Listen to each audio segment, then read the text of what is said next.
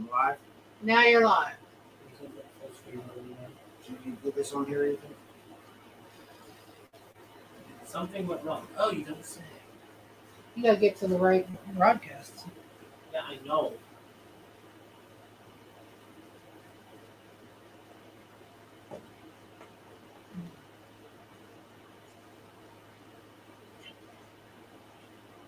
Close out some of these Unhide, tabs.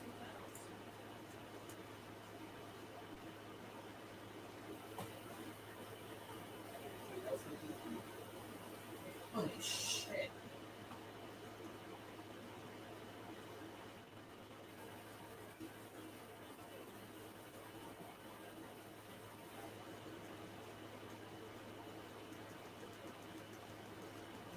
Way too much shit open.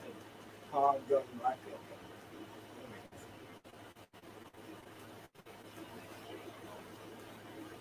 there. Okay, people are showing up. Alright. Got like a million things open. Here, you want to?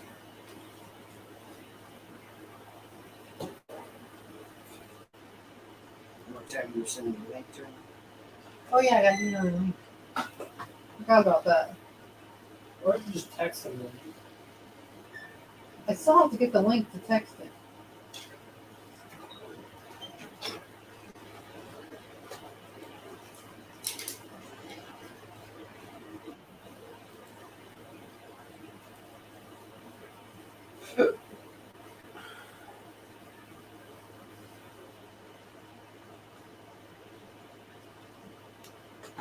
How's everybody doing? Hey, let's talk about it. Genghis. Carl, how y'all doing? Genghis, you should have a link in your messenger now.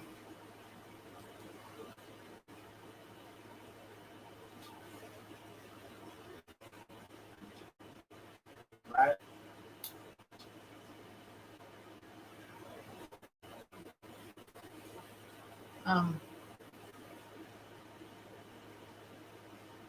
Ash and Emmy, I'm glad you're here.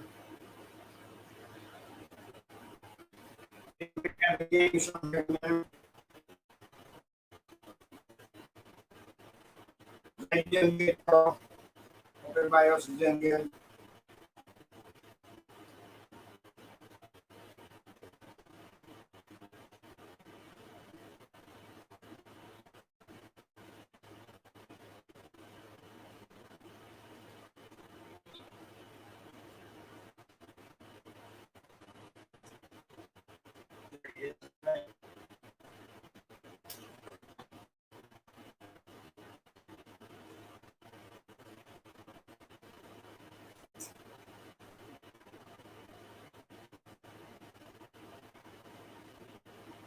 On the moving big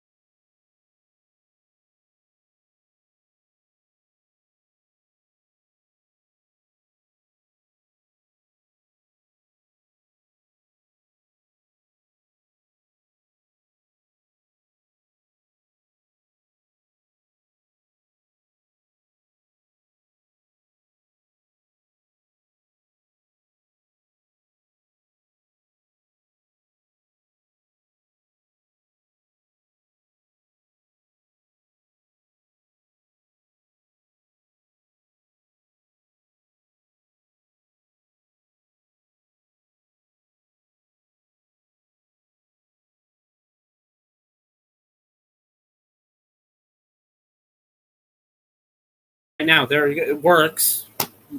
Yeah, it looks bad, but it works.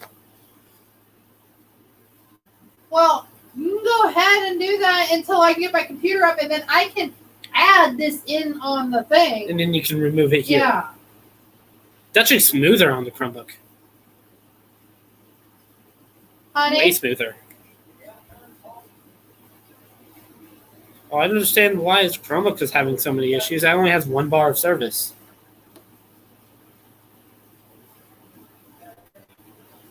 No. I don't know what he said.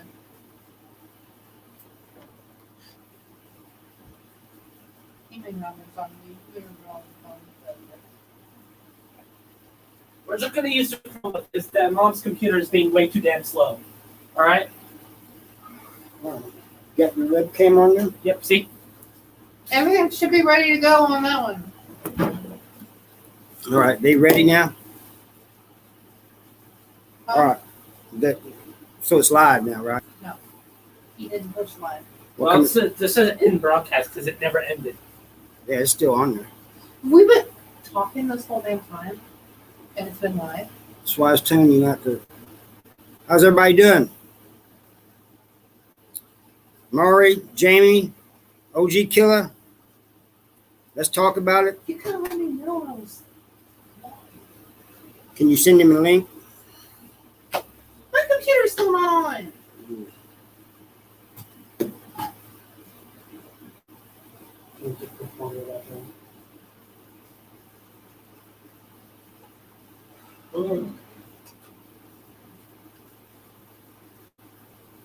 Shouldn't he still be on there if it's still live from last time? He never joined. It crashed when he joined, so he got disconnected. Be able to click the same link again? Yeah, tell him to click the same link again. It should work. I can't think of a reason why it wouldn't, right?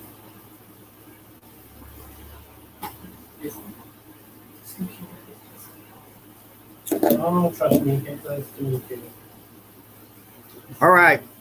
Jamie's saying it looks and sounds good now. Well, that was aggravating. I was getting Pissed.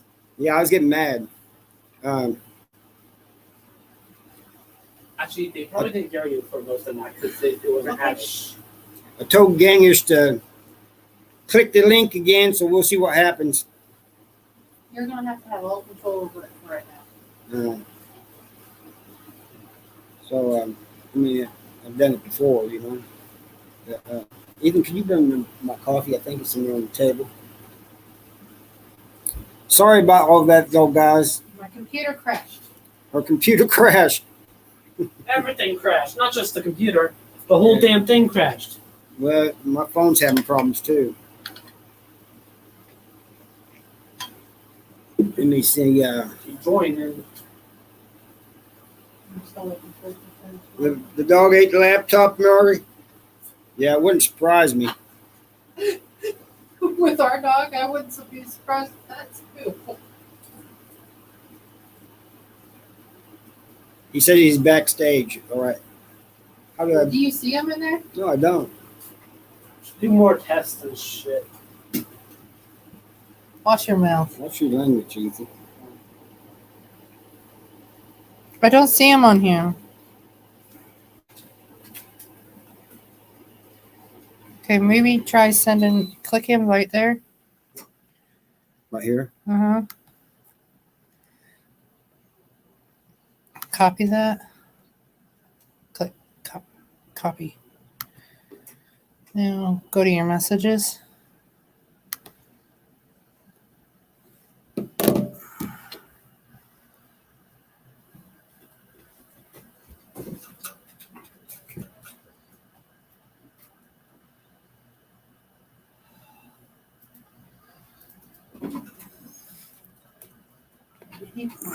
This is this. Taking forever to load too. This TV is being not helpful.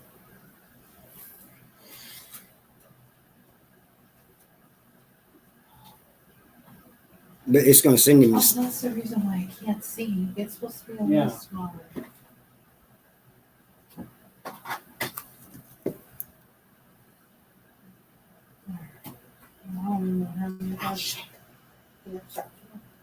Yeah, I touched the I'm USB. having trouble connecting. I'll keep trying. We didn't ask you, Alexa. I'm having trouble connecting. I'll keep trying. I mean, That means our internet's off. no, the internet's on. It's just her having trouble. Can you move your arm, please? What? It's not just her. No, Ethan, the internet. Go check me. The Wi-Fi's on. It's still blinking happily over there. No yellow and red lights.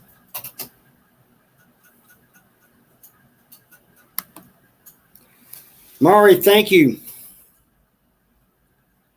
What's going on? She sent 9 something. Really appreciate Mari, especially with the trouble I'm having right now. Well, we're trying, but I'm trying to get Genghis. Oh, there he is backstage. What do I do? Just clicking. Yeah. Click on it and say add to stream. There he is, finally. Can you hear me? Oh, Yeah. he's opening his meeting. You want to press the volume key. Can you Me? hear me? No? Is that a no? Computer's Chromebook to the meeting. I don't see where that's at. The top of your keyboard, right here. Oh, I thought you meant on the screen. Can you hear me, Genghis? Mm-hmm. Can Huh? you hear me? Yeah. All right. Can you hear me? Can you hear me? Just try to- Yeah, but there's an echo. Okay, let's find out why. All right. Somebody, did you click out YouTube?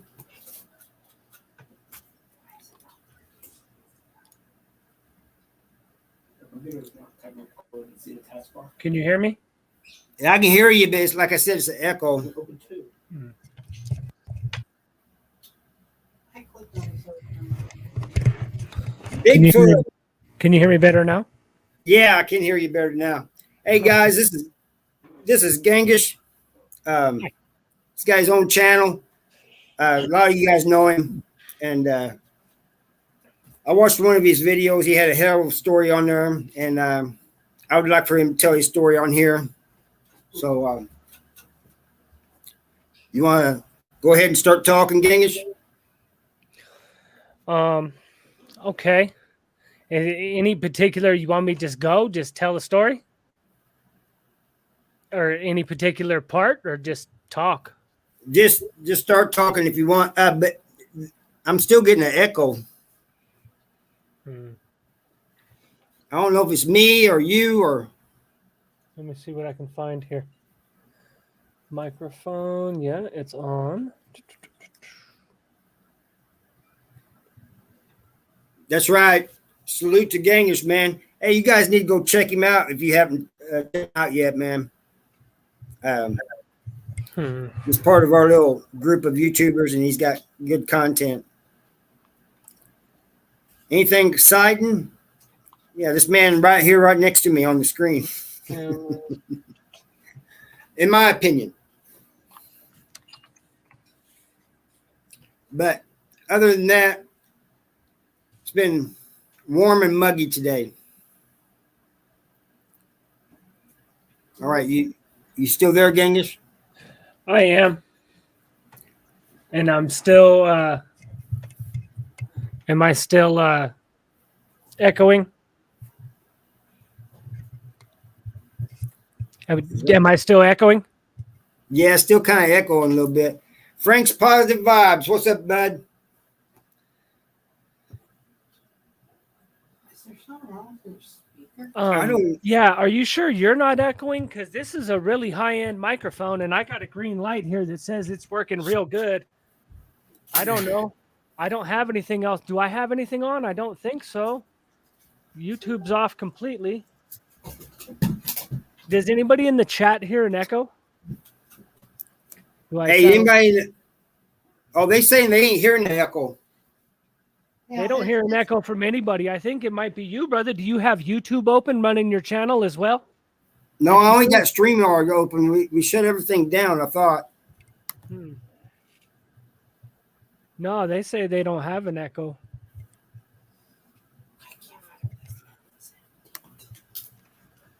I think it's your speakers. All right, how about now? I'm good. I hear good. Sound good. You sound good. There's nothing open now at all except for StreamYard. Okay. Find the broadcast. All right. I don't know All what right. it is, but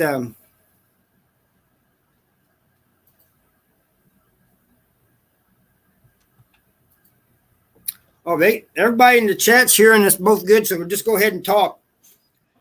Do it. As long as we don't talk over each other, I think we'll be all right.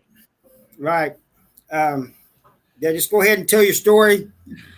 And then, if you would, at the end, kind of, if you have a message for the youth out there and people messing up, just tell that, Well, I've seen I understand, from what I understand, the premise of your channel is to try to dissuade people from the situation, right? We're trying to dissuade people from prison, right?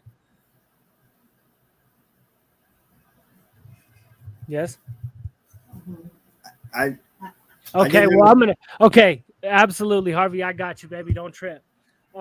So I started as a criminal very young. My father was a criminal. My father spent many years in prison. He was a drug addict. He was a bad drug addict. Never got his shit together. Basically, just spent his life with the perpetual getting his shit together. Basically, but that never happened. He died. I idolized the wrong people, certainly, growing up. And a criminal is what I wanted to be. That was just who I idolized. It was the, I mean, we all did in a certain way. I just lost Harvey. I don't know if you guys lost Harvey, but I lost Harvey. But anyway, I'm just going to keep talking. We'll see if it goes through or not.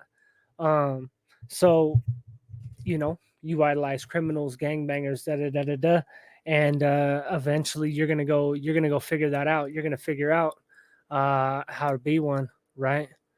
I started off stealing very young. I stole a lot from stores. Tell me something in the chat if you guys can still hear me, if I'm even still online, because it seems that Harvey's gone. So I'm like a one-man show here. That's all right though. Harvey's gone, but keep talking. Okay. Lots of shoplifting, lots and lots of shoplifting. In a time in a small city in Northern California, where I grew up, was they didn't have the anti-theft stuff that they have now. They have all the security and all that. It was a smorgasbord. If you were a good thief, if that makes sense. So I was a very educated thief very young. I learned things very, very quickly. And so whenever it was time to learn how to steal, if I didn't have money, we didn't have any fucking money. Back then, kids didn't have money. Now kids got fucking money. When I was growing up, kids didn't have no fucking money. So let's see, is Harvey texting me? No, it's just the news. Okay, I need to stop finger fucking that thing before I turn it off while I'm talking. So stole everything in sight. In California, you can steal liquor. You can get liquor at the like 7-Eleven or Safeway or hey Wendy, or Albertsons or just anything like that. Even just down at the corner store or something like that, you can get do that thing right. Bam. Get my wall right. You can steal liquor from anywhere, right? No, I'm not much of a drinker. Never been much of a drinker. Never really acquired the taste for it. I did some drinking when I was young because you got to, but for the most part, I wasn't a drinker. But I'm not, like I said, I'm a savvy thief. Whenever I'm young, I know I can take the liquor from the store and trade it for weed. You know what I mean? Because as long as I'm giving a weed dude a good deal, they're going to take that shit. So that was basically that and the Dickie shorts. I don't know if you guys remember the fucking Dickie shorts, but that shit was huge, homie. Like '94 in California, fucking Dickie shorts with your fucking socks all the way up to your fucking knees, and so north. I'm from the north. Uh, so I would go to Walgreens out there. Out there, stores are like a little different. They like Payless, like Payless shoe stores. In Payless shoe store out here, it's like a shoe store. Whenever you hear Payless, you're like, oh, that's shoes. Out there, it was it was closer to a big Walgreens. It had all kinds of shit. Payless had all kinds of shit out there. Um, and a lot of different places just had different stuff. I forget why I'm saying that, but it mostly had to do with fucking stealing, right?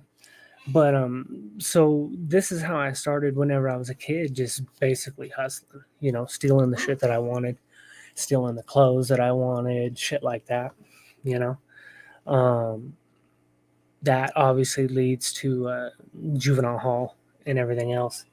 A lot of pain, a lot of isolation, um, a lot of institutionalization, especially whenever it starts happening so young. Um, it doesn't seem that way, but it doesn't seem that way to me. But I know that it does take a toll. It takes a toll over time, and other people can see it. Other people point it out. But here nor there. Leave California. I go to Portland for a little while, hang out in Portland, come out here to Denver, following my mom. Come out here to Denver, met some of the homies out here, and that was it. I had homies. That's all I needed was homies to rip and run with. I found some like almost immediately, and that was it. I put on the hood. There's actually a little you can find. Actually, I don't think it's in my. I don't think I ever put it on YouTube. It's on my Facebook.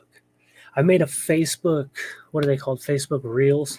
Made a Facebook Reel, and it kind of does a little, it's of me driving through the neighborhood, and it shows where we had our first apartment. Me and the homie had our first apartment, and then I got put on the hood directly behind the apartment, in like the alleyway behind the apartment. I should post that one day. I should go do a drive through Denver about shit like that. We had an apartment. We were such hustlers. We got our own apartment. My homie was 16. My best dude was 16. And I was 15 and a half. And we both had jobs. We were already hustling and selling dope.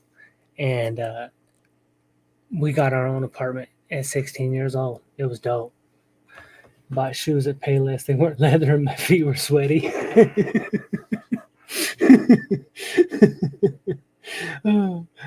Cheap ass shoes do be making your feet sweat. That is true. Like cheap ass deck shoes, the little slide shoes where you just kind of slide them on. Yeah, especially like if you just try to, because they make it look like, oh, like these are made without socks, the little deck shoes. They ain't made without socks at all. Your feet be all messed up, and then the feet, they stink and they be sweaty. Yeah, I know what you're talking about. So I get out here, like I said, do the same shit, hook up with the homies, rob houses, sell drugs, gangbang, lots of stolen cars. Got caught in a couple stolen cars whenever I was young. This is all juvenile. This is all I have any. I'll let you guys know whenever I get to adult. This is all going to be juvenile for now. I think it was 2 stolen cars. I think I got hit for 2 stolen cars, 2 burglaries, a bunch of shoplifting. Bunch of fucking shoplifting. I couldn't even tell you how, probably 10 shoplifting, something like that. It was a booster, and whenever you hit, every X amount of times, every 1 out of 25 times something goes wrong, you get hit. But then coming along with all that is incarceration. I got my GED in the Gilliam Youth Center. Like a lot of the major milestones in my life are basically in jail. My 18th birthday, I think I was free. My 21st birthday, I was in jail. a lot. I had missed like 12 Christmases in a row or some shit like that. That was as an adult, though. I said I would stay as a juvenile.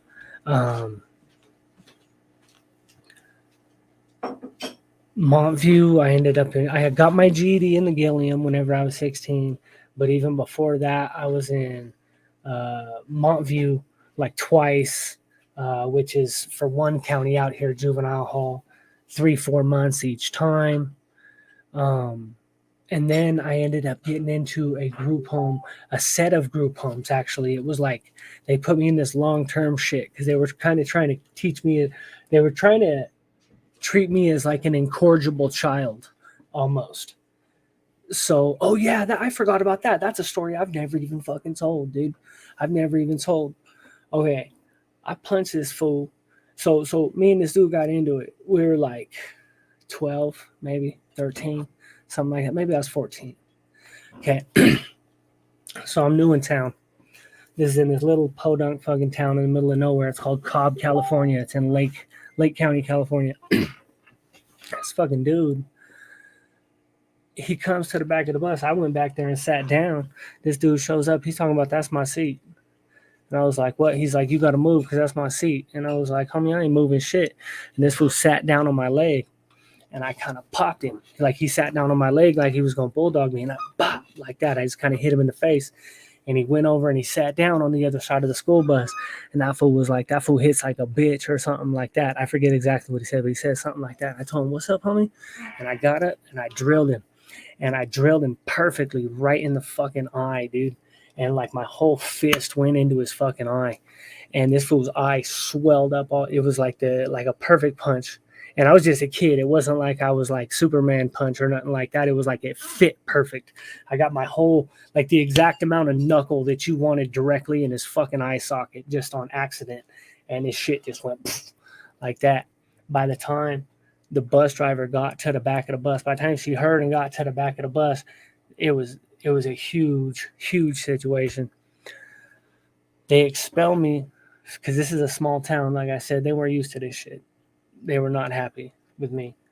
They kicked me out of California schools completely. They expelled me from California schools. And that was one of the main reasons that my mom moved out here, right? So we come out here. I get here into the Westwood neighborhood of Denver. My mom moves into the Westwood neighborhood of Denver, which is arguably one of the worst fucking neighborhoods here. And the high school that I was supposed to go to was called Abraham Lincoln High School. And they wouldn't let me in either. I had to go in front of the Denver City School Board in downtown Denver at 15 years old and plead my case as to why these people should let me into school, let me attend their school.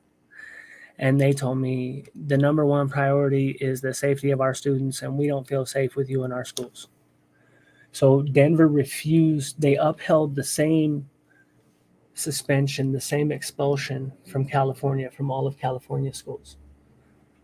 So now I'm out here at like 15 and school won't let me in, right? That only lasted for like, I don't know, maybe a year. That was for like a year. And then my mom's husband, his grandmother lived in another county. And they said, well, why don't we put your address over there? We'll put your address as her living in this county. It's a different county.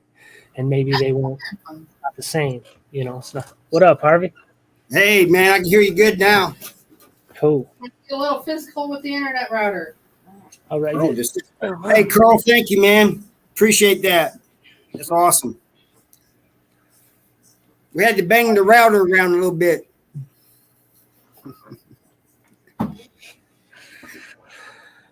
All right. Anyway, where was I? What was I talking about?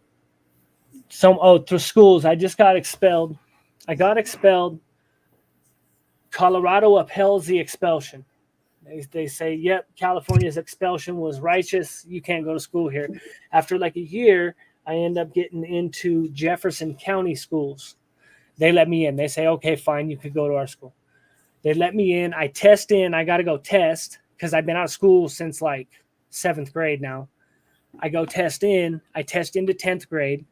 They put me in 10th grade. I last like 90 days and get caught robbing a house in high school or something like that. And then it was back to jail. Back to jail. yeah. They were getting tired of me. This is like the third house I got caught in or something like that. They're getting fucking tired of my shit, right? So back to jail again. And then I talk them into believing that I actually was trying to do something right. And the judge says, okay, I'm not going to commit you because I've still never made it to a juvenile prison. I had 7 felonies as a juvenile and I never made it to a juvenile prison. Wow. And because I can talk, right? Because I can talk, dog. You know what I mean? I've always been able to speak, dog. And so I kept talking. I kept buffaloing them. So by the time, this is why I ended up going to prison so young. It wasn't just the system screwed me. There was a set of circumstances where they were really, really, really tired of me by the time they sent me to prison. But so they let me go. I get caught hitting the house. I go back. Then they send me through a bunch of group homes. They say, okay, we're going to send you through a series of group homes. We're not going to send you back. Dude, you're going to emancipate, basically, is what they told us from here. You're going to emancipate from here. So I go to one. I'm there for like 50 days or something like that. I graduate. It's called the Arapahoe House. They're actually all over the country, I think, Arapahoe houses. So I go to that when I graduated. Then they send me to one called Savio House. Savio House is a trip. So this place is built like a staple. Imagine it's built like a staple. It's owned by the Lions Club. And it's 3 halls in the shape of a staple. In the middle. Dang it. Turn it off. There. I'm going to get some water while you figure that out real quick.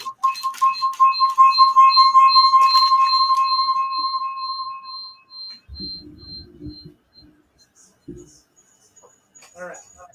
There. No.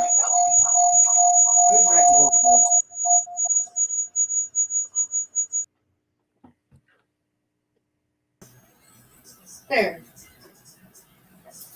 All right. Okay, so I finished Arapahoe House, and this is all juvenile stuff. We're still juvenile. Finish Arapahoe House. I go to Savio House. Savio House is built like a staple. It's got 3 halls. This hall's criminal, this hall's drug offender, and in the middle is the sex offenders. And they do that because the middle is focused around the office, right?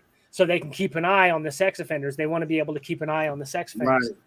So, but everybody has to share a shower with these dudes. This is something else that has been like, you wouldn't believe how much we think of prison and we think of showering with other men. You wouldn't believe how much they've made me shower with other men for the last 30 years. I mean, as a child, dude, in juvenile hall in California. Right. Yeah. In this group home with the sex offenders, we had to shower with the sex offenders. That's crazy. It was horrible. I bet. Yeah, so that place was something else. Honestly, it did help me a little bit. It opened my eyes a little bit, but I wasn't trying to do nothing, right? So then they sent me from there to a like an emancipation home. I graduated that place. They sent me to an emancipation home with this black lady who would wake up at like 4 a.m. and sing like Christian hymnals and stuff like that. And it was kind of weird. It was a culture shock for me. I didn't, you know what I mean? Like I'd wake up at 3 a.m. and there'd be a woman going like this in the front room. And it was all righteous stuff. It wasn't like devil worshiping, but it kind of seemed creepy. It seemed like a horror movie was about to happen. You know how like sometimes they'll be praying in a horror movie or something? That's what it would seem like. And she wouldn't respond to me. I'd wake up at 3, 4 a.m. and she'd be in there doing that in the front room, dog, doing that. And that it wasn't a good, that didn't last long. But mostly for my problems, not for her problems. You know what I mean? She didn't do anything wrong. She didn't do anything wrong, anything inappropriate. It was really creepy, but she didn't do nothing wrong. But I've seen people in prison like that, just like sitting on their bunks, doing this, especially in the hole. And same thing. Yep. There's something about that rocking. There's something about rocking that soothes people. Right. Anyway, so what goes on after that? So where are we at? So I take off from there. So now I decide. So now I'm on the run from juvenile. I take off. I'm on the run from juvenile. This is back still whenever they couldn't. The NCIC wasn't what it is now. You know what I mean? There was still holes in it. You could still work whenever you were on the run. You could still work at a normal job whenever you were on the run, stuff like that. You know what I mean? And so I got a job at the convention center doing banquets. And this is in like 99? No, 2000. This is in 2000, and I'm making $11.50 an hour as a 17-year-old kid. So I'm exactly. I was having a great time, dude. I had my own apartment. You know what I mean? I'm like, I didn't need this emancipation home anyway. You know what I mean?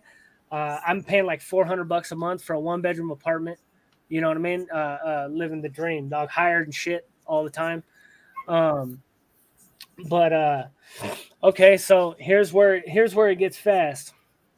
September 11th, 2001. One of my customers calls me.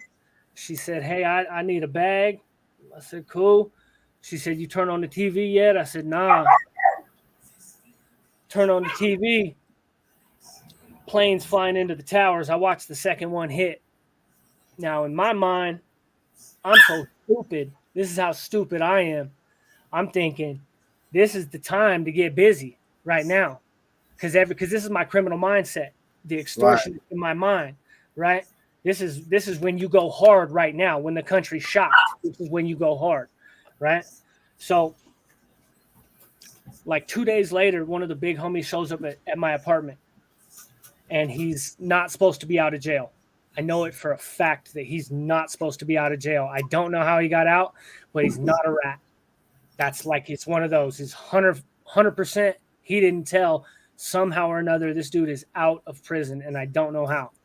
And he don't want to tell me how. But he's still my homie. Still really good friend. Man, just kick back. I got my 1-bedroom apartment. I'm already on the run, right? I'm still on the run from juvenile. Okay, fine. And I told him kick back. About an hour later, I get a phone call. It's the homegirl that I'm real close with from whenever I'm real young. She messes with this dude. This is kind of her dude. You know what I mean? She goes, "Hey, the homie's in a bad way." I said, "Well, what's up?" She said, "Could he stay with you for a couple days till he gets himself right?" I said, "Yeah, that's fine. We're all messing up anyway." So, okay, cool. I says, "Yeah, homie, you're good." I hang up with her. I told him, "You're good. Homie, you could stay." He said, "You sure?" I said, "Yeah." This fool pulls out like 8 ounces of cocaine. He's got like 8 ounces of cocaine and maybe like $500 or $600 on it, and a gun and a cell phone, right? And this is in 2001, whenever really we didn't have cell phones. I'm still rocking a pager, right? So this fool's got, I don't know. So I know he's supposed to be in jail for 100% for a fact. This fool's supposed to be in jail, and somehow he has all this money and all this dope. Hold on a second. OJ Killer, I did 29 years total. I don't know how many gangs did. I did four as a juvenile, and I did a little under 10 as an adult. Right. So that's he's wanting to know how much we've done collectively. And he's done a lot of time too. He was just talking about he was in Crossroads. That's a high level prison in Missouri. Oh. But anyway, didn't mean to interrupt you. Just wanted to answer that question. Oh yeah, no, absolutely. Yeah, I know. I have a problem with that too. Well, because I keep looking back, like I can click on them, but I can't click on them. You know what I mean? Like I could answer them or something. Well, I'll bring them up if you want to see answer something. Just go ahead. Yeah. So okay, so he so where we at? He's got the dope. Everything's good. I said, yeah, homie, you're good. I don't even do cocaine, right?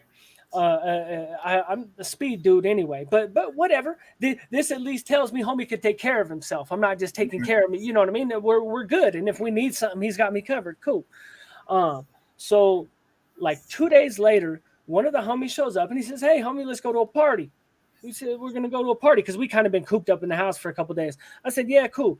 This dude shows up. My homie shows up. For some reason, he shows up with an SKS. I think he had just bought an SKS and was real happy and wanted to show it off, right? So he shows up in my house with an SKS. Okay, cool. We're all sitting here playing with the gun. Well, somewhere in all of this, my homie went in the bathroom and did himself a couple bumps. He's not really supposed to be doing that stuff because he acts crazy, right? So he does himself a couple bumps, the homie with all the cocaine that's on the run, that's supposed to be in jail. And it's about a block and a half to my car. Somewhere between my house and the car, this fool gets spooked and takes off running, right?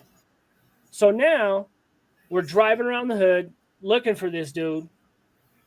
Can't find him nowhere. And he can fly like a bat out of hell. He's like a professional athlete, right? Like pro softball player in all of Colorado DOC, one of those dudes, you know what I mean? Like top 5. And so he's gone. My night's ruined. I don't want to go to the party, whatever. I'm going home. Take your SKS, get the fuck out of here. We are all looking up at his high rise. So I pass out. I wake up the next morning at like 5 a.m. and this fool's on the couch in my front room. He found his way back to the house, right?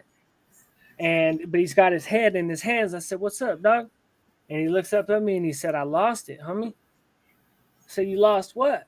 He said, "I lost my bag, dog, with all the money, I mean, you can't do 8 ounces of coke. He didn't fuck it off. You can't do 8 ounces of coke in a night. Nobody can. Right. You know what I mean? Right. So this fool lost 8 ounces of coke, a gun, his cell phone, and like $500, right? So now he's like, I don't know what to do. Da da da da da. He's like, I got to go talk to my people because I got the shit on the cuff. So I got to go talk to him, right? So he goes and talks to him. They've known him for years. They know how he is. I mean, they just gave him a quarter bird and he's on the run. Right. They know he's on the run and they gave him a quarter bird. They're not tripping. You know what I mean? Right. But so he goes and talks to him. They come back. They said, if you give us half the money, give us 2 racks, we'll put you back on. And then you could just pay it off. So he comes and tells me I got like $300-400. I said, okay, well, I guess we got to get 2 racks then. Right. Right. So we start kicking in doors. We start hitting houses. We get about 4 or 5 days into it and hit a task force officer's house. Yeah. And the bitch comes home whenever he's in the house, right? Everybody gets away from the actual scene, gets away from the scene, but we're in his cousin's car. It's a 69 Gold Duster, right? And we're out in the we're out in the burbs, in the burbs, right? So woman tries to block us in like the driveway, you know what I mean? We kind of went off the side. She couldn't, she's in a Subaru, like an Outback. She ain't getting with a Gold Duster. You know what I mean? Not at all. So we dip on her, but she gets the license plate. We call his cousin. He calls his cousin. He says, report the car stolen. Just report the car stolen. Don't ask no questions. Report the car stolen. Okay, cool. We go back. We start chopping up the loot. There's a bunch of fucking loot. Bunch of good shit. A wicked-ass stereo. A wicked-ass fucking B&W stereo. B&W and a Denon stereo. It's like a $5,000 stereo that was imported from Germany. So we're chopping up all the loot. The cousin calls us and says, check it out. I told him I left my car at the bar last night because I got drunk and I took a cab home. And I don't know, I went back today to get it and the motherfucker's gone. Cool. Fair enough. Man, he didn't tell him that motherfucking shit. That motherfucker set us up, dog. He said, just bring me the keys. Man. Yeah. He says, just bring me the keys. Now we already knew that shit was hot. We had guns, flak jackets, badges, all that shit. So we called a homie that night because we already know they want it. You know what I mean? Right. They shoot down. We'll take all that. The Mexican dudes, you call the Mexican dudes, we'll take all that. Badges and flak jackets that say police. We'll take all that. They took my blanket. They stole my blanket, dog, my mom's blanket. They were like, no, we need something to wrap it up. And they just took the blanket. I was like, fuck. Right. So all that's gone already. So now We go back to the liquor store to bring it in, to bring this dude the keys, and it's me and the big homies in front of me, and then it's me, and then it's the other homie that still they've never figured out who it was, and then there's my stepdad, right? And as we're walking in, there's 4 of us, and I hear behind me, I hear somebody say, "Get on the floor, this is a robbery." And I turn around and I see a gun right there, right? So I put my hands up and start walking forward. The big homie's in front of me. He spins a 180, spins another 180, and takes off right for the back door. The dude I said's like an athlete, right? Right. Jumps up and boots the back door. He's trying to get out the back door. He boots it open, and it's not the back door, it's the bathroom. So he boots the bathroom open. That fool plants and just turns around and drops the first cop. Just drops him. Boom. And now they're banging. He's going with 3 of them. But I don't know it's cops yet. I still think it was, they said this is a robbery. Get on the floor. Right? So whenever all this has happened, this cop has got this gun on me and I'm backing up. And he's scared. I could see he's scared because my homie's getting with these fools. He already dropped one of them. This dude's really like an athlete. You know what I mean? He's giving them the business. And so he already dropped this one fool. And so this cop is like, and so I take off running and I dive down the alley. It's not an alley. It's a liquor aisle. We're in a liquor store, right? Right. Crawling down the liquor store. And I think we're getting robbed. And I got a bunch of money and dope and jewelry on me, jewelry from this fucking place, right?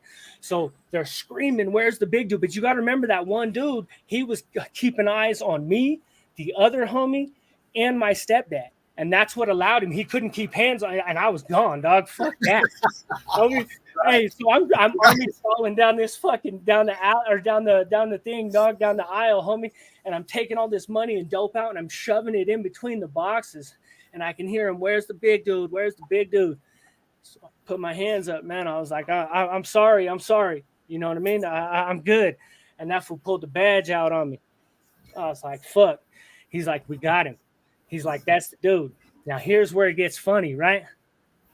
I had a tail at the time. I had like the lesbian mullet. You know what I mean? It's 2001. You know what I mean?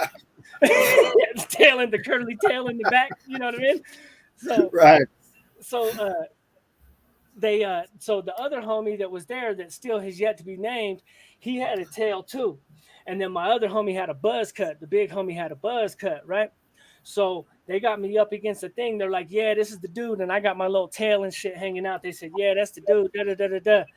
And the homie's on the floor. And for one reason or another, he had dressed like a complete white boy. He was a Mexican, but he had like his Metallica jacket on, like a jean Metallica jacket on. He didn't look like he belonged with us. Just for some reason, just randomly, he was wearing his Metallica jacket. And he was like, "I don't even know what's going on, officer." And they picked him up. And they were like, "Is this food?" They asked me something. I was like, "Man, I don't know that fucking dude." And they picked him up and they took the handcuffs off him and they let him go. Right. So like 10 minutes later, my stepdad's talking to him. And he says, my stepdad said something about the other dude. He goes, no, it was the third dude. They said, what third dude? You know what I mean? So they come back to me. They said, "Who else was with you?" I said, "Man, I don't know what you're talking about." So they put me in the car, right? They got me and him in the back of the car now. And I hear the woman show up. And she says, "I don't give a fuck. I ain't scared of none of these motherfuckers. You ain't got to put a light in their eyes. You ain't got to do none of that shit. These motherfuckers don't scare me." And she walks right up to me and looks in the window of the car. And she said, "I told you it was a fucking Mexican. That ain't a Mexican. I told you it was a Mexican with a ponytail. What the fuck is that?" That's what she said. She had never seen me. It was the other dude that she had ID'd. Right. Hey, just give me a second. Yeah, you guys haven't checked out OG Killer, go check him out. And again, go check out Gangish, man. This guy's entertaining, man. I mean, go ahead, Gangish. So now she's pissed. They really don't got me on much. The only thing they got me on was that stupid ass stereo I was talking about. That fool paid. I didn't want to give up the stereo. I wanted that stereo. And I kept the damn stereo, and they had all the paperwork on it. So I'm hit. But now all they've really got me on is basically a theft because they can't put me in the house because the woman said it was a Mexican, so they can't put me in a house. Now it's just like possession of stolen property. That's all they really got, right? So they says, okay, it's your first it's your first adult felony. We're going to give you like a little 18 months probation, and we'll run it along with 2 years work release. We're going to give you for that shit you still haven't answered for whenever you were a juvenile, because I'm still on the run from juvenile felonies. So I take the 2 years in work release. They sentence me immediately. I bond out. Hey, Adam, glad you're here. Jamie, all you guys, glad you're here. I think Adam didn't think I recognized him, but I see he's in here. Aussie. That's right. So where was I at?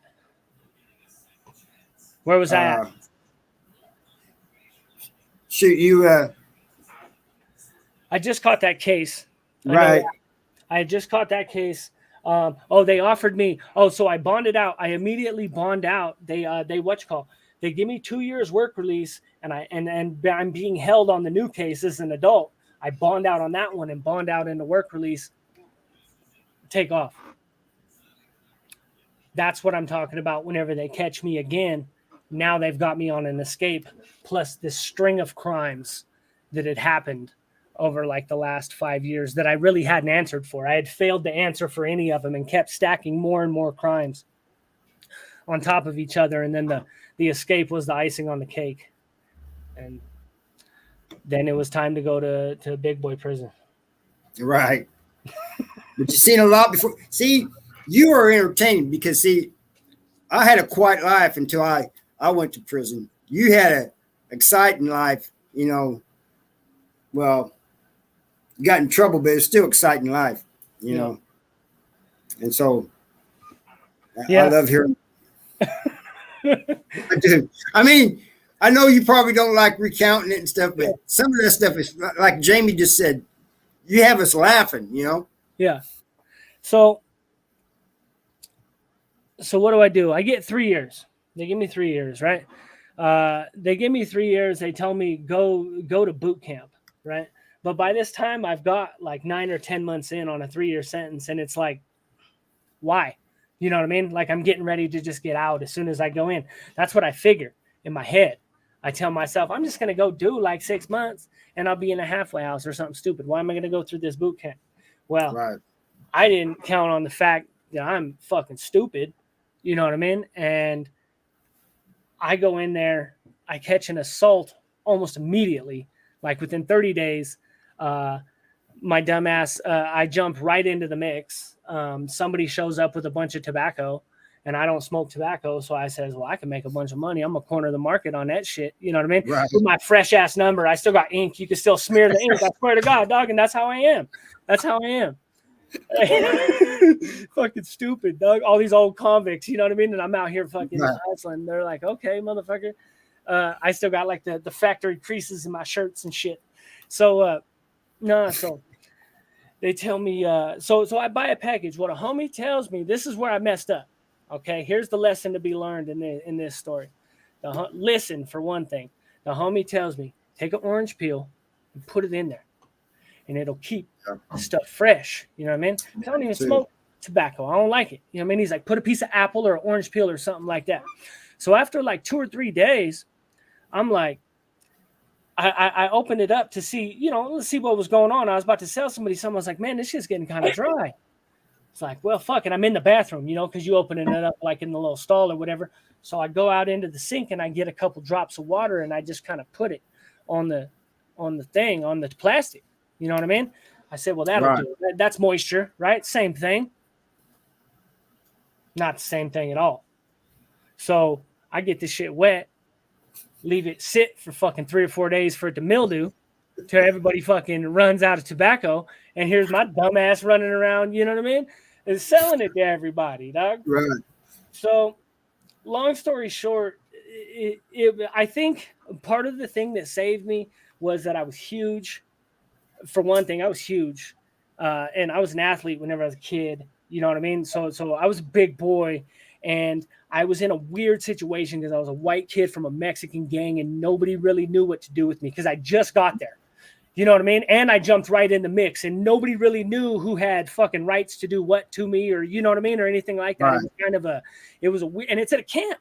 We're at a camp too, where most of the people are trying to go home. We're at a level 2. You know what I mean? So hold on. Give me a second here. Hey, Adam, man, you know, I was just trying to help you, man. You know, you would have done the same for me. So I appreciate that. You know, that was nothing, man. That was just two friends talking. All right, you can go, Genghis. So so what do I do? So I'm playing handball. I'm out there playing handball. White dude comes running up to me. He says, check it out. Y'all need to be out here playing handball, homie. He gets one in my face. He's like, y'all need to be playing handball, homie. You got some situation. You need to go, you got something to take care of, right? Okay, fine, let's go. You know what I mean? So I go see what's cracking. They says, hey, this shit was fucked up. Dude comes at me straight and is like, hey, dog, this shit's the wood dude, the white boy comes to me. This, hey, homie, this is kind of fucked up. You know what I mean? This ain't smoking right. Da da da da da. I said, man, I'm sitting here thinking. I said, I did do that. I said, all right, man. And this is like $4. That's all it is. A couple sticks, $2 a stick, right? You know what I mean? I said, I'm gonna take care of you, homie. I'll take care of you. No worry. So now in my head, I'm thinking I got to go take care of this fool Russell too, because I sold him some of it too. By the time I get back to the cell, this fool Russell is in my cell with his shirt off, talking crazy, talking reckless. You know what I mean? I don't know what he was thinking. You know what I mean? He got his friends out there keeping tech. They're out here keeping watch, and this fool's in there with his shirt off like he's ready to grease pig it up. You know what I mean? It's like it wasn't even that serious, dog. You know what I mean? So I go in there and shut the door immediately. Homie, well, what's good? And he starts copping deuces. Nah. It ain't like that. I said, homie, it didn't even have to be like this. I don't know what you're doing and why you brought all these people. There's like all these people out here. This wasn't even necessary. And he just loses it and starts screaming, fuck you, I'll fuck you up, and that starts going off all crazy. And I'm like, but as he's like doing it and causing a big scene, but he's like moving across the room, like crab walking across the room. And I'm like, is this like a defense? You know what I mean? I don't know what's, because he's not attacking me. He's just screaming and kind of flailing, you know what I mean? And so he reaches up and grabs some stuff off my hygiene shelf and takes off, right? So now it's a foot race to the end of the T module. That's what he was doing. He was positioning himself so he could grab the stuff and get out the door real quick. You know what I mean? So now he's just robbed me in front of all these people. He's got on my hygiene, dog. So he's faster than me, though, right? So he makes it to the end of the T module, homie, and I'm fucking chugging down the damn thing, dog. And right as I get there, he realizes he's not going to get into his house on time. You know what I mean? So he spins, and we engage, and we start going. You know what I mean? We start going, couple little rounds. We lock up, and there's hygiene all over the floor. So we're kicking all the stuff that he stole from me. I'm kicking it all over the place. You know what I mean? It's causing a huge commotion. And we locked up, and I pressed him down. I had good leverage on him. I could feel it. I pressed off the wall, pressed him down, and as soon as his head up, I caught him. And as soon as I caught him, his head hit the door jamb. And because his head was like right here, right close to it, dog. And there was nowhere for him to go because his back was up against the door, and I hit him, and his head went bink. That was done. It was the end of it, right? Well, the cops seen all that because they heard all the hygiene. You know, they're just sitting here watching this. Right. And so I drop this fool and then pick up all the hygiene and put it in my shirt and start walking away. So it looks like I robbed him. They don't see the other shit. It looks like I robbed him. So I don't cooperate with them. So they figure I robbed him. And that was the end of my experience in prison camp. Penitentiary from there on. So I probably should have took the boot camp is the point. If they offered me the fucking boot camp. I should have. They never offered me boot camp. They sent me straight to MSP, you know. And somebody told me, said, they don't send juveniles to adult prison. The fuck they don't. They do in Missouri. My homie TC, this black dude TC was 15. I met him. We was in the hole, and there was another dude down there who had raped. He had raped this Muslim dude. This is how we bonded, because it's kind of hard with the racial stuff, but it happened. So we're in bars in the hole together, and so we're right next to each other in the bars. And this black dude had raped a Muslim dude, and he was down in the hole, and everybody knew that he was down there. But we kept, poking at him. So we would sit there and snicker. We were both young kids. He was 15. I was like 20, and we sit there and say, "You're a booty bandit ass, nasty." You know what I mean? Right. And that was, but I remember that dude. He had shot somebody at 15, and they had given him like 9 years. So yeah, Colorado's. Hey, I did time with somebody from Colorado. He was one of my cellies for a little while. He said everybody in Colorado wears green. They do? Yeah. Even the women. The women wear the same scrubs. The women just have yellow undershirts. That's the only reason you could tell. I found that out because they put a woman in front of me on a transport, and I thought it was a homosexual who was trying to get at me, and it was just a fat woman with her head shaved. I swear to God, dog. I didn't know I was still a fish, homie. And she was like, I'm right behind her. She's in a cage by herself. In my head, I'm thinking, that's a PC. I'm thinking, oh, the yellow shirt's the PC. I'm still a fish, dog. You know what I mean? It's like maybe, I think this was my first. So you thought it was a dude, huh? I thought it was a dude, homie. And I was so rude to her the whole time, you know what I mean? That she was in a cage in front of me, but she probably would have she was looking for some action. You know what I mean? And hold up a second. Broken System, thank you, man. Appreciate the $5. Hell yeah. Right. Super chats. Yeah. Go ahead there, Dingers. Yeah. So yeah, she was trying to get at me. She was trying to flirt with me. I don't know if it was me or I was the only person that was right there up next to her cage. You know what I mean? The only person that was within reach, But yeah, I didn't realize till like maybe 50-60% of through the bus ride, and somebody was like, "Hey, homie, why didn't you?" You know what I mean? They pointed it out to me. Why didn't you do something? I was like, "Homie, I don't fuck with homosexuals, homie. I don't like that." I was like, he's like, "That's a girl, dog." I was like, "What?" He's like, "The yellow shirt, girl, dog." But she had just been through boot camp. I was arriving there because the boot camp that I'm talking about was at the exact same prison, right? It's just they have the MR, they have the high side, and they have the boot camp. It's like 9,000 feet in the air. It's called Buena Vista, Colorado. Yeah. So yeah, I found that out. But so if you would have known it was a woman, would you talk to her? Oh yeah, I'd have done something. I'd have done something. I'd have done something. I mean, what you expect? She had her head shaved kind of like your head, right? Yeah, it was like that, maybe like a little quarter-inch, like some stubble or something like that. I think she got kicked out, is what it was. She was leaving boot camp. She had got kicked out. Who knows why? I don't know why, but I'm guessing that she quit. You know what I mean? So because she was leaving. Let's go. Brandon's in the house. Nice. What up, doggy? Oh, I like the logo, dog. I like the logo. That was dope. Well, is that a new logo he's got? Yeah, look at it. It says LGB. He's a graffiti artist.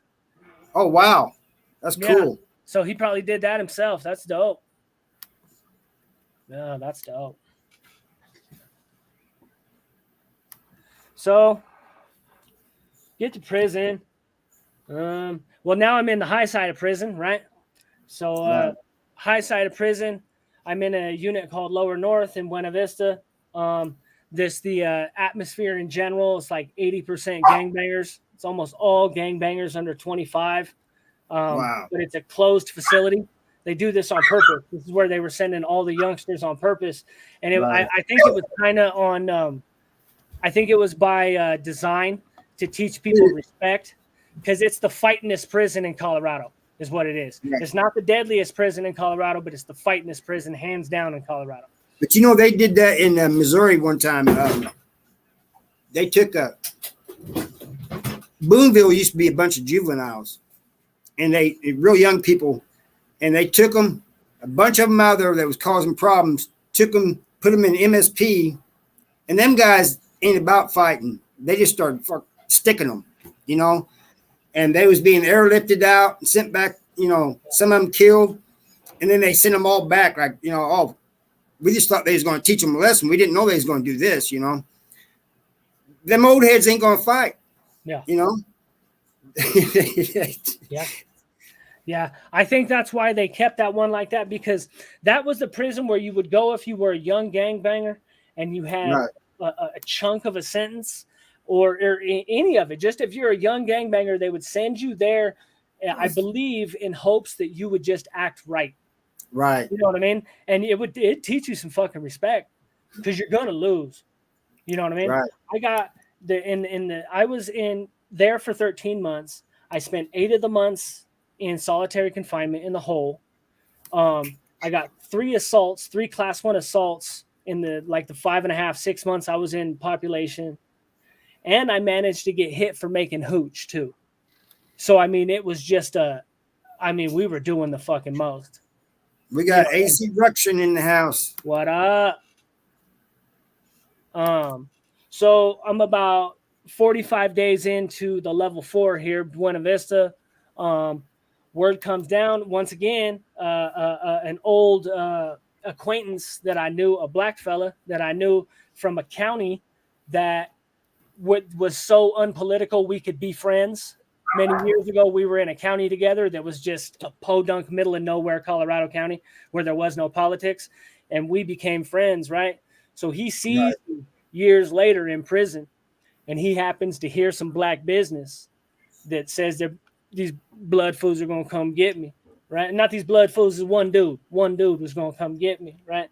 So he comes and tells me, he says, hey, I'd probably get wrecked if anybody said, I'll tell you this, and I'm not going to admit to it if anybody tries to say that I told you this, but dude's plotting on you. You know what I mean? And I'm a paranoid individual. I don't like being uneasy where I live. You know what I mean? Right. I'd rather be comfortable.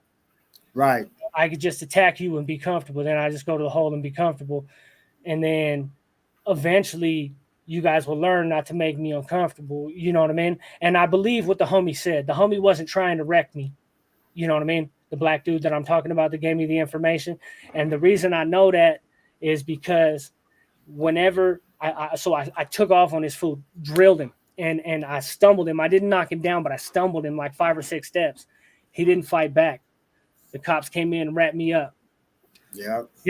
Here's the next story. How long you got, Harvey? How long you got? You want me to just keep going? I mean, we've been on here about an hour and a half. I know. I know. That's what I'm saying. I can keep going. It's my life story, so I can tell it to you. Right. Well, I don't know how long you want to. Are they watching? That's what I want to know. Are they watching? Yeah, they're watching. They're still watching. Okay, then here we go.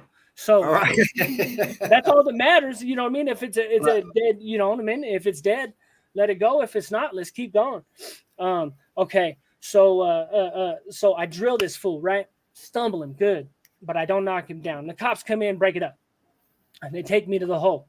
Here's a whole nother sub story. Remember that we got to come back to after. Whenever I get in a fight with this dude again, we got to come back to that because it's just live. Buny's just live. It's all gangbangers. Nobody cares, dude. Okay. So we go to the hole. I'm in a hole with this dude, this white boy named Dahmer next to me. There's a blood dude named Cali B down the way. There's some white boys down. There's a bunch of people, and we're all in a hole together. And they decide that Cowboy needs his TV, that the cops been holding out on Cowboy's TV. I'm not sure why. I wasn't privy to any serious information, but they said they owe Cowboy's TV by 9 o'clock tonight, and we're flooding this bitch. So about 7 o'clock at night, they jumped the gun and started flooding it anyway. I don't think they were going to give him his TV, but they start flooding the place. Well, right. I still come. So we've got like tobacco and weed, and I got a lighter. So we're down there passing weed and tobacco through the bars. It's flooding. It's a tier. So one tier is like raining onto the next tier. You know what I mean? So the cops, so we flood the place the whole night. Everybody floods their toilets, do all kinds of shit, tear a bunch of shit up. light a bunch of shit on fire. The cops come in, you know? Right. I've been there. Yeah, whatever you could do through the bars, dog. Fuck. Right. So, Try to make their life miserable, you know? yeah, exactly. So they come in. It's like February. I remember exactly. I'll never forget this when this happened, homie. This is February of 2002, dog. February 2002. There's like 3 inches of fucking what's called on the water. I reached out and grabbed a book, a waterlogged book, and it was the book Red Dragon, the Silence of the Lambs series, Hannibal Lecter. Right. And that's the first time I ever read that book. But in the morning, in the middle of the night, they came in and they opened up all the windows, and we're 9,000 feet in the air in the mountains. And they turned on all the air conditioning. And there's like 3 inches of water on the ground. You know what I mean? And just left the air conditioning fucking blasting all night in the middle of February, right? The next morning, they come in with the fucking goon squad. They snatch up a bunch of people that they think are responsible. They take, I don't know where they did with the dudes who were downstairs, Cali B and the dudes who started it all. I don't know what the fuck. But it ended up me, there was 3 Sureños, me, and a white boy. And it was this fool also, and then me, and then Indio, and then the white boy. And they put us all on strip cell. Strip cell is your first 24 hours, you don't get anything. Your second 24 hours, you get your mattress, like you're basically in there in your boxers. And after 24 hours, you get like your mattress and a sheet. Yeah, they slowly give you stuff back over time. Yeah. If Been you're there good too. for a whole week, you're good for a whole week, you could go back to being in the regular hole, right? So, so they put us in this. They do the same thing. They throw open all the windows because now it's a different part of the hole. They've taken us to a deeper part of the dungeon, right? They open up all the windows, turn on the AC in this part. This part's not flooded out, right?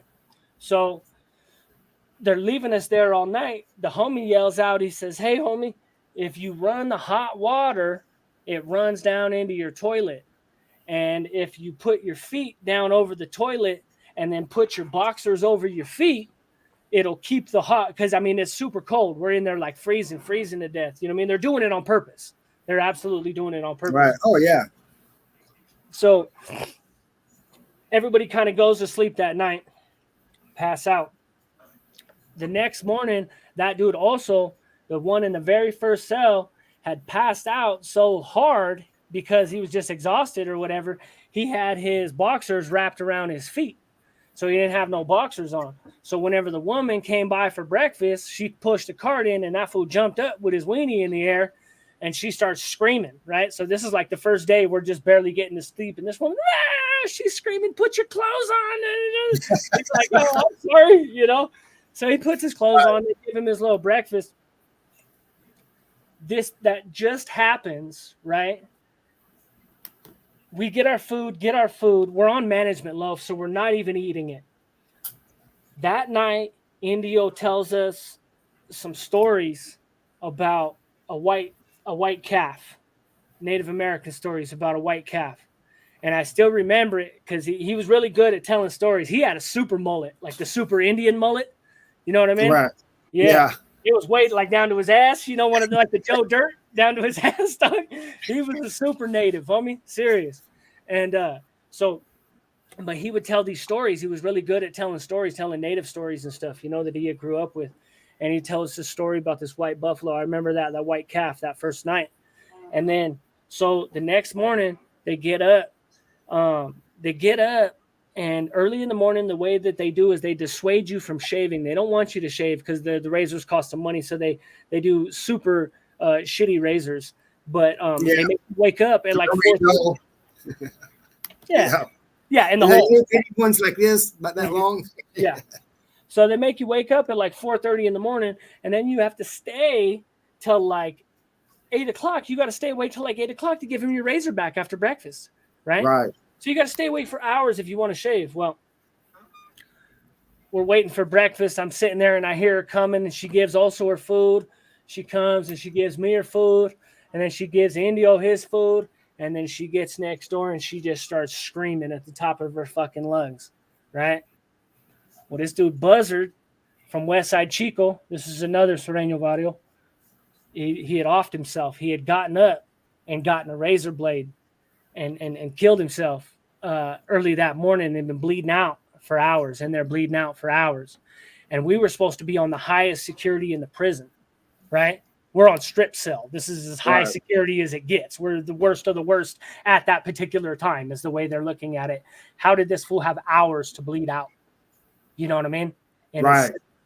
So that's a whole day in itself. That's the second day. And then the cops kind of realized maybe this strip cell wasn't the best idea.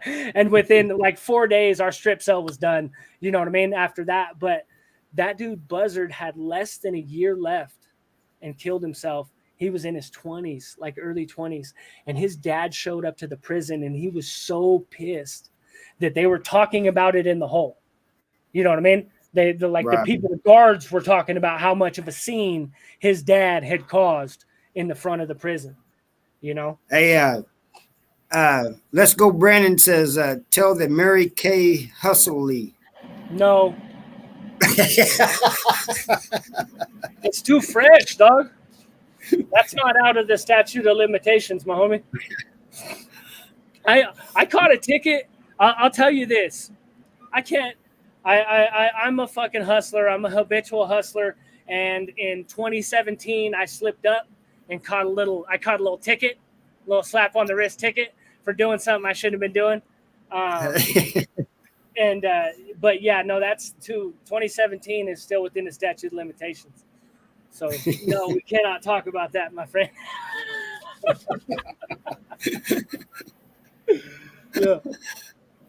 Yeah. So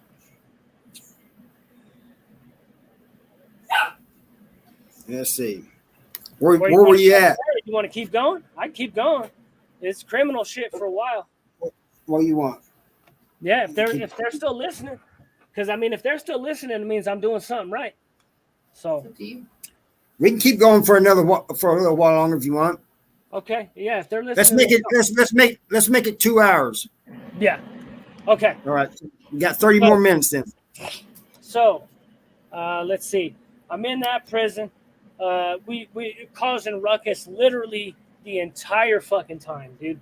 Some dude on Thanksgiving Day jumps. This is literally like my 6 months in fucking population. A dude, all the things I've already described to you, 2 fights, and there's another fight to come. The one that I actually get kicked out for. A dude jumped. My homie Buzzard killed himself. Right, the homie Buzzard killed himself. Also shows his weenie to the cops. Somebody jumps off the tier on Thanksgiving Day and tries to kill themselves. The 3rd tier. It's about a 50-foot drop. It's a good drop. Right. And, he didn't kill himself though. Another dude died on the basketball court. Just died, like a young black dude. His heart exploded, just out of nowhere. Man. We made about 4 batches of hooch. I worked in the kitchen pretty much the entire time. And I worked in a part of the kitchen where there was a pressure hose, a hot pressure hose. So I had access to I was like a boiler. So I put all my hooch ingredients with just some rubber bands and just throw them right up above the ceiling in my steam room. And I'd be in there steaming all day. 72 hours, I got wine. You know what I mean? Like you're just all day long, just running hot water on the government dime. You know? We'd have 2 or 3 of them up there staggered, homie. You know what I mean? So we're right. So yeah, but we got out of line with it. This white boy, he drank too much. There was a white boy and a black dude in the dish pit, and they started playing with each other more than they should have been. They're all drunk, you know what I mean? And then he started spraying him with the water. You know what I mean? And then one started throwing dishes at the other one. And then we all got busted, and they tried to give UAs to everybody, and everybody refused the UAs. So we all went to the hole collectively, the whole kitchen. I've seen that happen before in the gym. Yeah. Hey, Jamie says we're going to have a part 2. So remember where you leave off. So okay, that's fine. Yeah. Oh, what are we coming up on our time limit? No, we still got like 25 minutes. She just knows we're going to have to be a part 2. Okay. So yeah, so end up in the hole for that. So now I end up in the hole, I do like 45 days. We do all this strip sell stuff that I'm talking about. I get out the hole. Now we're back to the fight. Because remember, I punched the black dude. I still got to go answer for that, right? That hasn't gone away. So I get out the hole. I'm walking down the thing, and it's like I'm a fucking celebrity, right? Heads right? You see black dudes pointing, whispering. That motherfucker right there, that's him, right? One of my homies, my homie Speedy, I did a with him. I did there's a video called Speedy Local, right? And it's one of my videos, and I did an interview with him. He was the only homeboy I had on that yard, and I heard him from way down the thing. He said, "Hey, what's up, local?" And he come running down the thing. He said, "Hey, what's up?" And he ran around the black dudes. He said, "Go to yard." I said, "Okay." He said, "That's all you got to worry about. Don't worry about nothing. Just hit the yard." I said, "Okay, cool." So about 3 hours later, they call yard. I'm shooting out. And there's about 20 Chicano gangbangers. There's the dude from my hood. There's just one of him.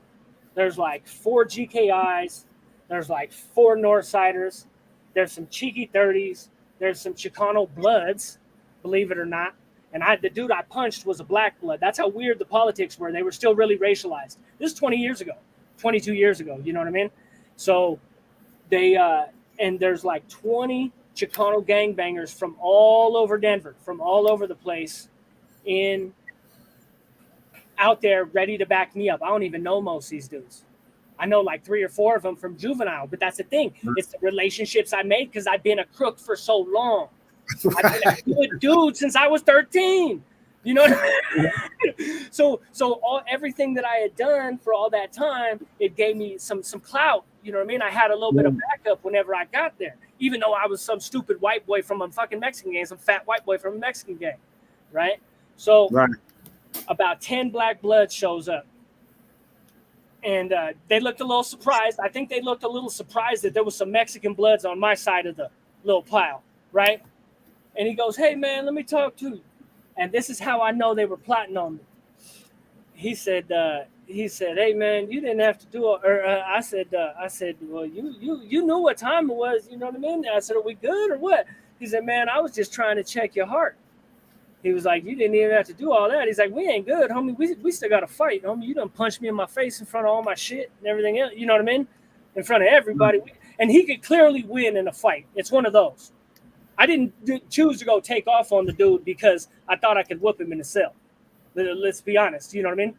This dude was this was a big dude. I was going to lose. I knew I was going to lose. So I'm going to get mine first, and then we'll go from there. So we spin a lap. Everything's cool right there. I go to, during movement the next day, I go to the bathroom in the school. We get busy. I lost. Not bad. Not as bad as I thought I would. You know what I mean? The wrestling skills helped, and I was still big. You know what I mean? I grabbed his ass. He got me, though. My shit, I had a good mustache, though. You know what I mean? And you couldn't see it, but my whole lip was purple. It was busted on the inside pretty good, but I had a good mustache going. So you covered it up. Yeah. I got one like that, too. I got a big-ass scar right here that's inside of my eyebrow, that goes across my eyebrow. That I got another black dude. I forgot to fight with so many black dudes. I don't know why. And it's never got anything to do with anything racial. Like never. It never had nothing to do with nothing racial. It just always happened. I don't know why. I don't know. Yeah, Missouri is not really segregated, you know, like they do out west in California and all that, you know. You can talk to anybody you want, but it doesn't mean there ain't no racial stuff going on, you know. Mm-hmm. I've seen fights between the Mexicans and the blacks, the whites and the blacks, you know, the whites and the Mexicans. But, you know, for the most part, Mexicans seem to get along with everybody. Yeah. And that's where I was at is for the most part, because I'm in the Mexican car. I've always been in the Mexican car. And the white dudes, at first, they were like, nah, good luck, white boy. That's basically what they told me. Good luck with that, with your Mexican gang. You know what I mean? But then, you doing grad school? I'm looking at grad school. There's been no made yet. No. Nice. If let's be honest, if this takes off, if YouTube takes off and I can support myself, yeah, that's probably a real Right. grad school is probably realistic. Yeah. Right. Why wouldn't I? Yeah. So what happens now? Where am I at? Oh, you got about 20 minutes.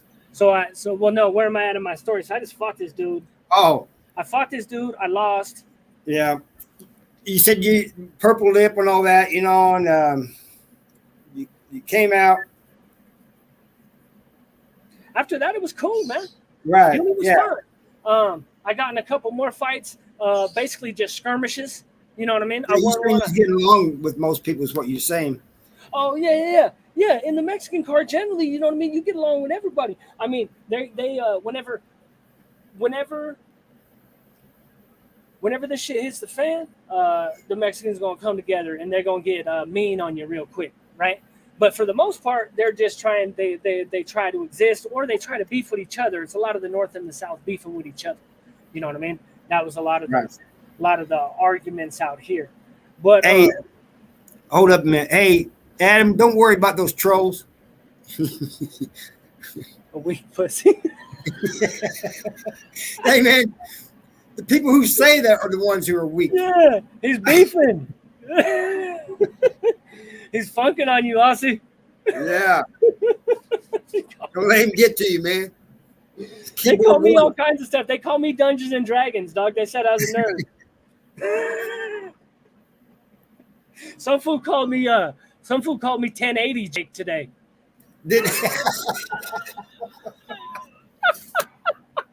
I'm sorry, that's funny. It was funny, dog. It was, dog. I hearted it, homie. That shit's funny, dog. He said, "This fool ain't shit. This was 1080 Jake." Yeah, they're keyboard warriors. Keyboard warriors remind me of the cell war. Hey, it's all good for the algorithm, dog. It's all good for the algorithm. You're still getting a view from them, you know. But they remind me of the cell warriors. Remember the cell door warriors? Always talking behind the door, but when it come out, I had one tell me who's the bitch now while I was getting arrested. I was getting arrested, led away in high handcuffs, and he was behind the door. He had dropped a kite on me. We were in orientation. He didn't even make it out of orientation and dropped a kite on me, dog. He knew. He seen me, and he knew we had something to figure out. You know what I mean? right. I swear to God, through the window, who's the bitch now? As I'm getting led away. I do. Well, so that's all good. Then I get into a fight with this fucking off-brand. And what it is he doesn't want to fight this dude, Albert, because Albert could fight. And dude looked at Albert, and it was kind of like me and Albert were both there together. And he looked at Albert and said, "I don't want nothing to do with him. I'll take my chance with the fish."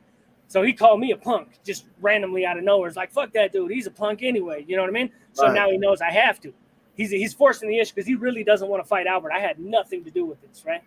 So fuck, now I got to go. You know what I mean? So I go fight with this dude, and there's really not a clear winner. Like, we go for it. You know what I mean? There's not a clear winner. We go like 2 good rounds, dog, and there's not a clear winner. And the homie comes over and says, I thought it was going to be done. And my big homie, the same one, Speedy, comes over and told me, "Nah, homie, let me go with this fool. I'll go around with this fool." And that fool was like, "Fuck you guys. I'm out of here." And he he checked in, and then he went and told him a bunch of crazy stuff. He told him we were like rival gangs and all this stuff. I didn't even know what hood he was from. I didn't even know he's from a gang. He's like an off-brand. I think he was a white Crip, but he was an off-brand. The Crips weren't fucking with him like at all. They didn't want nothing to do with him, you know? Right. Well, you got these people in prison that try to form these gangs or whatever, and they're not really, they're just wanting to be somebody, but they're not really. They make up their own, you know.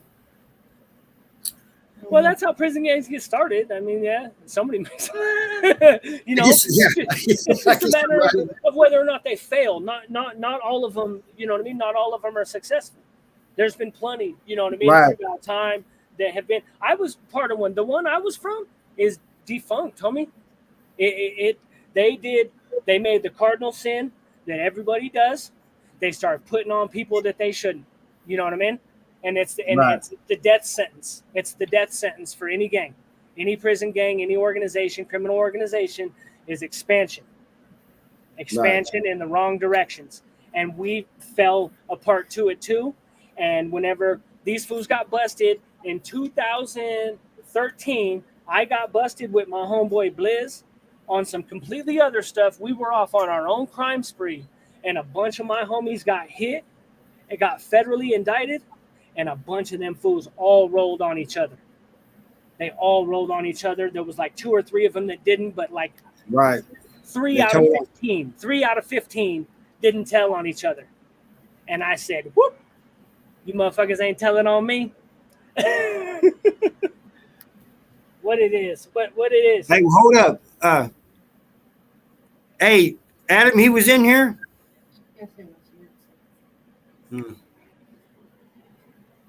Oh well. Was that what you was talking about? All right, where we at? Oh no, what was I talking about? You said them guys turned on each other.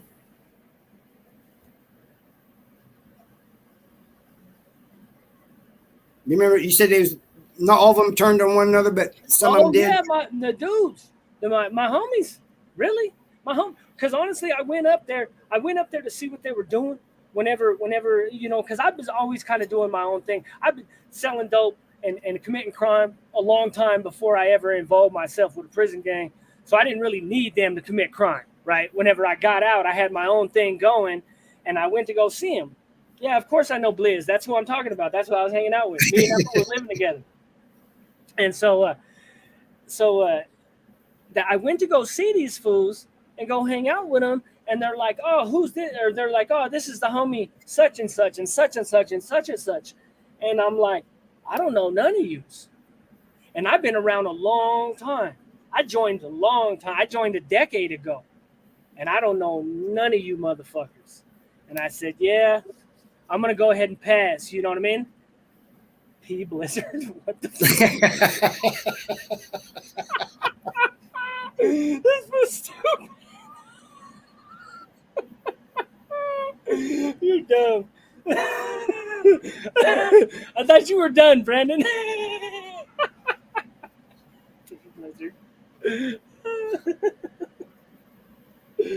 Thanks, Adam. That's funny. It hasn't even really been an interview, though. It has been. I just told him to start speaking. So yeah, that was whenever that happened. That was my aha moment, right? That was like, because I know what I was out there doing, and I was doing a string of robberies and all kinds of shit. And you guys ain't telling on me because that wasn't part of the bargain. The bargain was we don't tell on each other. All these dudes got indicted. They all roll on each other. They all end up in feds with all these extended sentences. Me and Blizz get caught. That fool gets 18 months, and I went to rehab because we both kept our mouth shut. Right? Right. That's the difference. They end up in the feds. These fools all rolling each other, and now they all got big chunks in the feds. You know? So, 1080. Hey, it was good, sorry, that's good, man. Who said that? I don't know. It was someone talking shit. They weren't like a fan. They were talking shit, but it was funny, dog. That's good, though.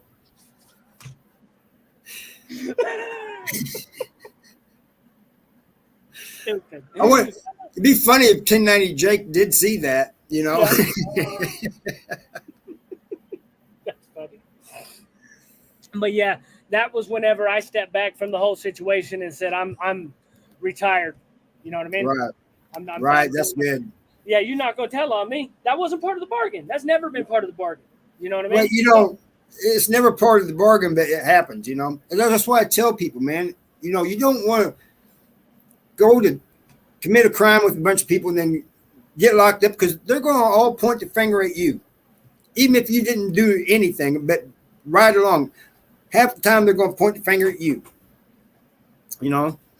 And of course, I said, you'll probably be pointing the finger at them, but that's the, you know, the cops get them to turn on each other, you know? Oh, I'm missing some comments here. My big homie taught me name, rank, and fucking serial number. That one I was talking about that dropped that cop in the fucking liquor store. That's Yeah. where I learned all my convict shit from. They fucking hate this dude. Hey, country, 1090 Jake is a guy who has a channel. He got started off of 23-1, and he just blew up. And so this troll told Gangers that he was 1080 Jake, you know. So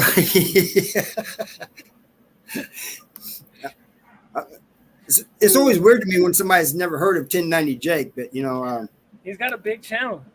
Dude's cool. He He's does. a likable dude. He could tell a story. I'll give him that. I think it's got something to do with the timbre of his voice. right. I'm serious. It's almost soothing. He has almost a soothing voice. It's soothing, but kind of like he gets his point across. You know what I mean? Oh, absolutely. Yeah.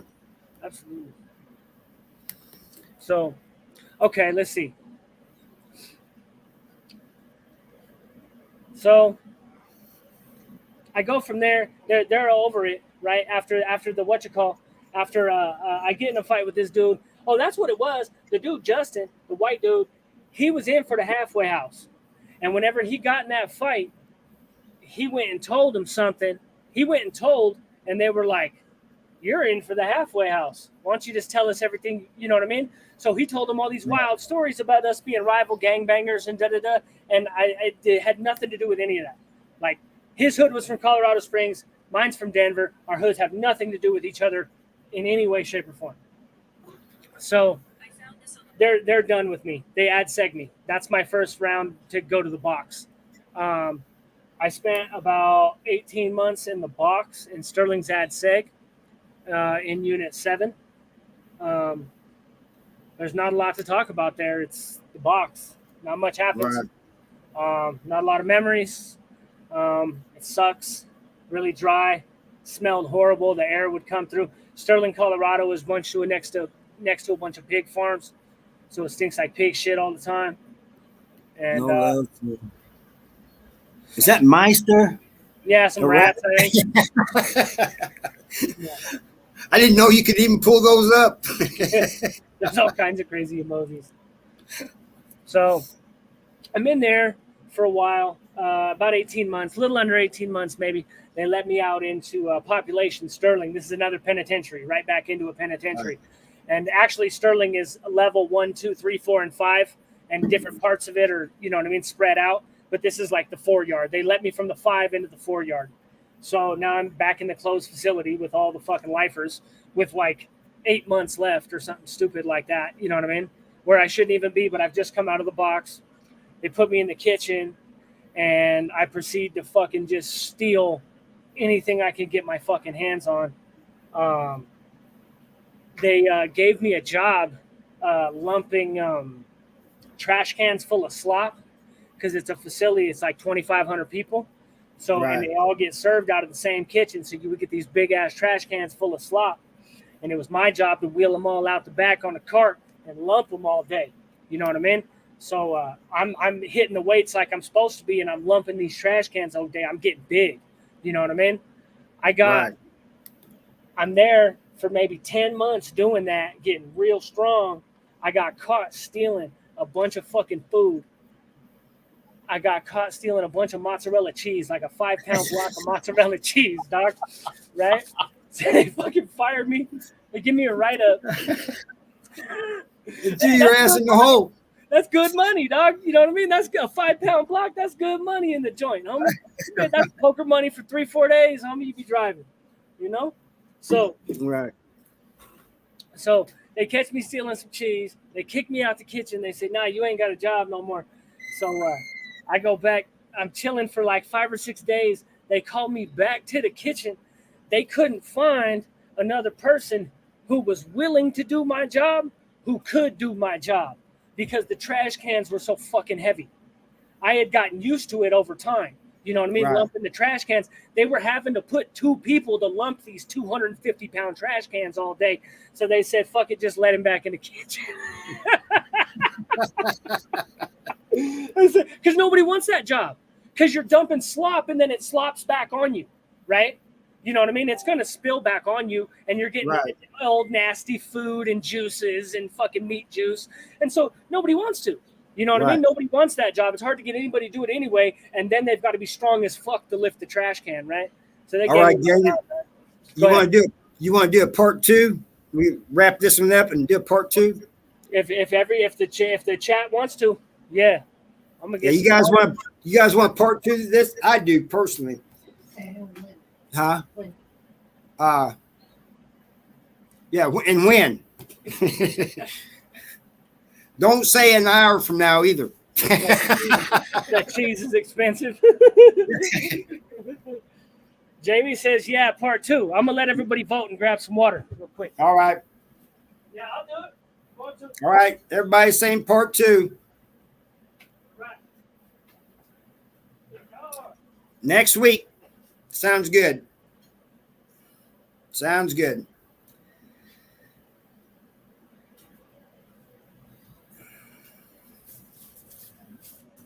All right, what are we doing All right. Next week. Everybody said, yeah, they want part 2. next week? Yeah. Okay. All Do right. it next Sounds week. good. Next, what is it? Friday? Saturday. Next Saturday. Next Saturday. Sounds good. Okay. All right. Please Hey. subscribe, everybody. Gangish. I'm just getting started. I promise. If I go to grad school, this fucking channel is going to be nuts. Right. Yeah, guys that subscribe to Gangish, Oyster Sauce, and let's get him up there. And Gangish, thanks for coming on, man. I think you entertained all of us. Thank you, I brother. appreciate it. Yeah. All right. Bye, everybody. See you guys next week. Thanks for showing up, everybody. Yep. Bye.